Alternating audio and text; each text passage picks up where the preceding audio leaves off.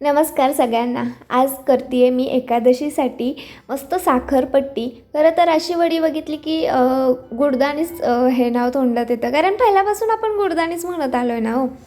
म्हणजे मी तरी गुडदाणीच म्हणत आली, मग ती साखरेची असो किंवा गुळाची असो. तर ते करण्यासाठी काय केलं आहे, 1 वाटीभर शेंगदाणे घेतलेत आणि 1 वाटी साखर घेतली आहे. आता ह्या भांड्यामध्ये मी ते सेट करणार आहे, म्हणून त्याला तूप लावून घेतलं आहे. तूप तेल काही लावलं तरी चालतं आहे. आता पण लावून घ्यायचं, कारण नंतर खूप घाई होते, त्याच्यामुळे पहिल्यांदाच हे करून घ्यायचं, ताटाला तूप लावून घ्यायचं. आता शेंगदाणे भाजायचे तर कधीही बघा, गुळदाणी किंवा साखरपट्टी काही करत असो ना, त्यावेळेस शेंगदाणे खमंग असे भाजले पाहिजेत. म्हणजे कसे की कमी गॅसवरती, करपलं नाही पाहिजे, आतून असे तोंडात टाकले की असे खाताना त्याचं फील येतं, म्हणजे खुसखुशीत लागतात, असे दाताला चिकटत नाहीत. आणि असं भाजल्यामुळं साल पण पटकन निघते शेंगदाण्याचे. असे अर्धे काप त्याचे करून घ्यायचे मस्त साली काढून. आणि आता पाक करायचा आहे. तर पाक करण्यासाठी आपण साखर ओली होईपर्यंतच पाणी टाकणार आहे, कारण एकतर पाक करायचा असतो, जास्त पाणी टाकायची गरज नसते.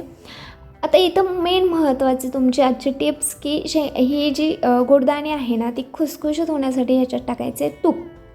1 चमच्यावर मी तूप टाकलेलं आहे.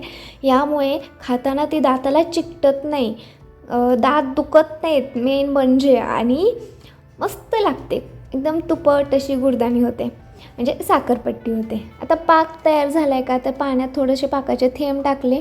पाक हाताने उचलता येतो आहे आणि थोडंसं जेलीसारखं झालं आहे, तर समजून जायचं पाक तयार आहे. त्याच्यात शेंगदाणे टाकायचे आणि एक 5-10 सेकंदच फक्त मिक्स करून घ्यायचं आणि लगेचच त्या ताटात काढून घ्यायचं, ज्याच्यात आपण तूप तेल काय लावलं असेल ना त्याच्यात. का तर जर अगदी थोडासा वेळ जरी तुम्ही घालवला ना, तरी त्याची साखर लगेच तयार होते. आणि बघा, अगदी 10-15 मिनटात ती थंड झाली की अशी निघते, सहजच निघून जाते. आणि याच्या आपल्याला काही वड्या पाडता येणार नाहीत, कारण अख्खे अर्धे शेंगदाणे आहेत, त्याच्यामुळे हे असेच तुकडे करायला लागणार आहेत.